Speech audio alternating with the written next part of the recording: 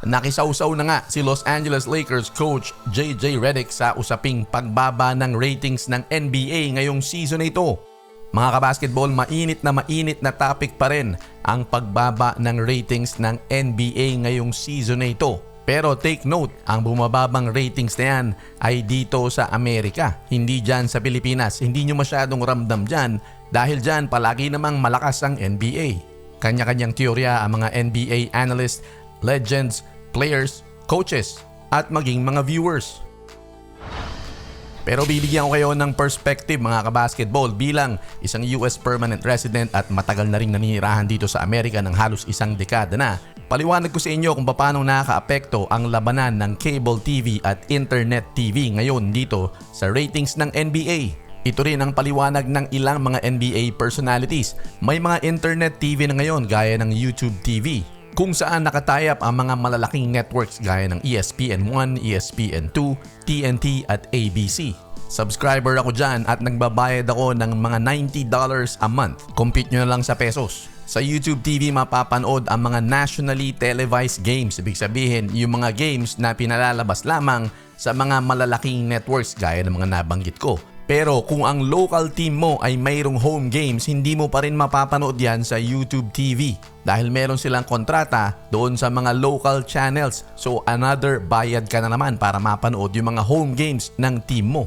Ngayon, nagbabayad din ako ng NBA League Pass. Sa League Pass mapapanood lahat ng games, puwera lamang yung mga nationally televised games. Kumbaga yung mga big games wala sa NBA League Pass. Ang League Pass ay nagkakahalaga ng $118 sa isang taon. Kaya kung gusto mo talagang panoorin lahat ng laro ng iyong paboritong koponan o home team, kinakailangan mo magbayad ng 3 serbisyo kada buwan. Hindi naman lahat ng basketball fan ay gagawin yun. Lalo na kung ikaw lamang ang basketball fan sa inyong household. At syempre yung misis mo may mga gusto rin siyang panoorin, yung iyong anak. So iba-ibang subscription yun, masyadong magiging mahal kapag binili mo lahat. Kaya ang mangyayari ay masasakripisyo yung ibang mga games at aabangan mo na lang pagkatapos ng live game. Mapapanood mo rin sa iyong subscription pero pagkatapos na ng laban. Nung mga nagdaang panahon ay hindi naman ganyan kamahal manood ng NBA basketball. Ngayon lang yan. Lalo na pamahal ng pamahal ang mga bilihin at gastusin dito sa Amerika ay malaki ang nagiging epekto niyan sa panonood ng NBA basketball.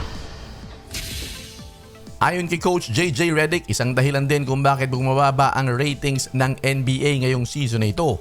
Bukod sa magastos na cable TV at internet TV, sumisira daw sa imahe ng liga ang hindi pagbibigay ng tamang komplemento sa mga ginagawa ngayon ng NBA.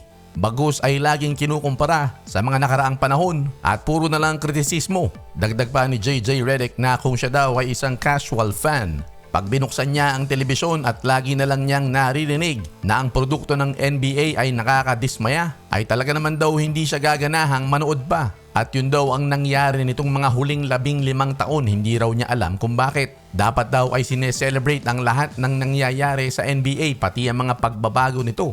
Ayon sa kanya, mas talented na raw ang NBA ngayon. At mas mataas na ang skill level mula ng 18 years ago nung na-draft pa daw siya. Ganon din daw ang mga kupunan, nagsiangatan na.